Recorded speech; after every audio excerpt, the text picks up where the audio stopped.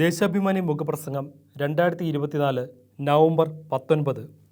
ആരണയ്ക്കും ഈ കലാപത്തി. ജനങ്ങളെ വർഗീയമായി വിഭജിച്ച് അധികാരത്തിൽ തുടരാനുള്ള BJPയുടെ അധമ രാഷ്ട്രീയത്തിൻ്റെ ദുരന്തമാണ് വടക്ക് കിഴക്കൻ പ്രദേശത്തെ കൊച്ചു സംസ്ഥാനമായ മണിപ്പൂരിൽ അരങ്ങേറുന്നത്. 1.5 വർഷമായി തുടരുന്ന ആഭ്യന്തര കലാപം കൂടുതൽ രൂക്ഷമാകുന്നതിൻ്റെ തെളിവുകളാണ് ദിവസവും പുറത്തു വരുന്നത്. സംസ്ഥാനം ഭരിക്കുന്ന BJP സർക്കാരിന് കലാപം അമർച്ച ചെയ്ത് സമാധാനം സ്ഥാപിക്കാൻ ചെറുവിരൽ അനക്കാനാകുന്നില്ല. വർഗീയ സംഘർഷം ആഭ്യന്തര യുദ്ധത്തിലേക്ക് വളർന്നതിൻ്റെ പൂർണ്ണ ഉത്തരവാദിത്വം കേന്ദ്ര സംസ്ഥാന സർക്കാരുകൾക്കാണ്.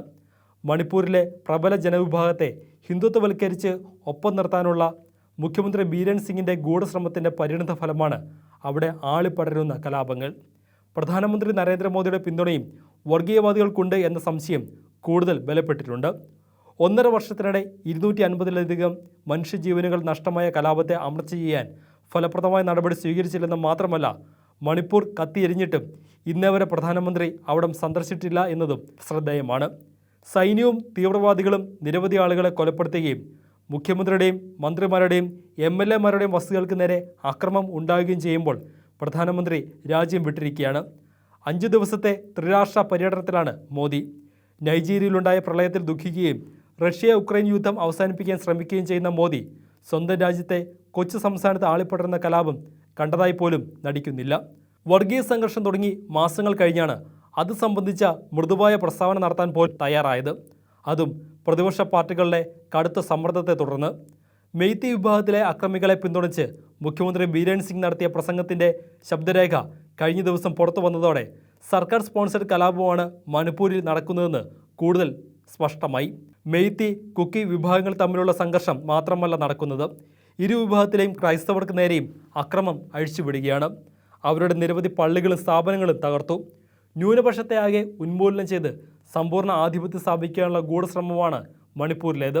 ജിരിബാമിൽ CRPF നടപടിയിൽ 11 കുക്കി വംശജർ കൊല്ലപ്പെട്ടതിന് പിന്നാലെ 6 മെയ്തി വംശജരെ തട്ടിക്കൊണ്ടുപോയി വധിച്ചതാണ് പെട്ടെന്ന് കലാപം ആളിപ്പടരാൻ കാരണം. ജിരിബാമിലെ 5 ക്രിസ്ത്യൻ ദേവാലയങ്ങളും നിരവധി വീടുകളും അക്രമത്തിനിരയായി. ഈ മാസം 7-ന് ഹമാർ ഗോത്രവിഭാഗത്തിൽപ്പെട്ട 31-കാരിയായ അധ്യാപികയെ കൂട്ടബലാത്സംഗത്തിനിരയാക്കി ചുട്ടുകൊന്നതോടെയാണ് സംഘർഷം വീണ്ടും രൂക്ഷമാക്കിയത്. ഇതിലെ പ്രതികൾ പോലീസ് സംരക്ഷണയിൽ ഒളിവിൽ കഴിയുകയാണെന്ന് ആരോപിച്ച് നടത്തിയ പോലീസ് സ്റ്റേഷൻ മാർച്ചിനിടെയാണ് CRPF വെടിവെപ്പും 11 പേർ കൊല്ലപ്പെടുന്നതും. സംഘർഷത്തിൽ സംസ്ഥാന സർക്കാർ പക്ഷം പിടിച്ച് സ്ഥിതി കൂടുതൽ വഷളാക്കുകയാണെന്ന് തിരിച്ചറിഞ്ഞ സഖ്യകക്ഷി നാഷണൽ പീപ്പിൾസ് പാർട്ടി BJPക്കുള്ള പിന്തുണ കഴിഞ്ഞ ദിവസം പിൻവലിച്ചു. 7 MLA-മാരുള്ള NPP പിന്തുണ പിൻവലിച്ചതോടെ BJP പൂർണ്ണമായും ഒറ്റപ്പെട്ടു. ജിരിബാം ഉൾപ്പെടെയുള്ള 6 പ്രദേശത്ത് സൈന്യത്തിന് പ്രത്യേക അധികാരം നൽകുന്ന അഫ്സ്പ പ്രഖ്യാപിച്ചിരിക്കുകയാണ്. ഇത് പിൻവലിക്കണമെന്നാണ് പ്രക്ഷോഭകാരികളുടെ പ്രധാന ആവശ്യം. ഗത്യന്തരമില്ലാതെ സൈന്യത്തിന് നൽകിയ പ്രത്യേക അവകാശം പിൻവലിക്കണമെന്ന് കഴിഞ്ഞ ദിവസം സംസ്ഥാന സർക്കാർ കേന്ദ്രത്തോട് ആവശ്യപ്പെട്ടിരിക്കുകയാണ്. എന്നാൽ ഇതുകൊണ്ടൊന്നും കലാപം അവസാനിപ്പിക്കാൻ കഴിയില്ല. അക്രമികളെ പിന്തുണയ്ക്കുന്ന മുഖ്യമന്ത്രി ബീരൻ സിംഗിനെ മാറ്റി കേന്ദ്രത്തിൻ്റെ പക്ഷപാത നിലപാട് അവസാനിപ്പിച്ച് സമാധാനം പുനഃസ്ഥാപിക്കാൻ ആത്മാർത്ഥ ശ്രമമുണ്ടാകണം. എന്നാൽ വർഗീയ രാഷ്ട്രീയം മാത്രം ശീലിച്ച BJPക്ക് അതിനാകുമെന്ന് പ്രതീക്ഷിക്കാനാകില്ല. മറ്റ് സംസ്ഥാനങ്ങളിലേക്കും കലാപം പടർത്താനുള്ള സാഹചര്യമാണ് രാജ്യത്താകെ കേന്ദ്രഭരണക്കാർ സൃഷ്ടിക്കുന്നത്. BJPയുടെ വർഗീയ അജണ്ട തിരിച്ചറിഞ്ഞ് രാജ്യം ഒറ്റക്കെട്ടായി ഇതിനെ പ്രതിരോധിക്കേണ്ടതുണ്ട്.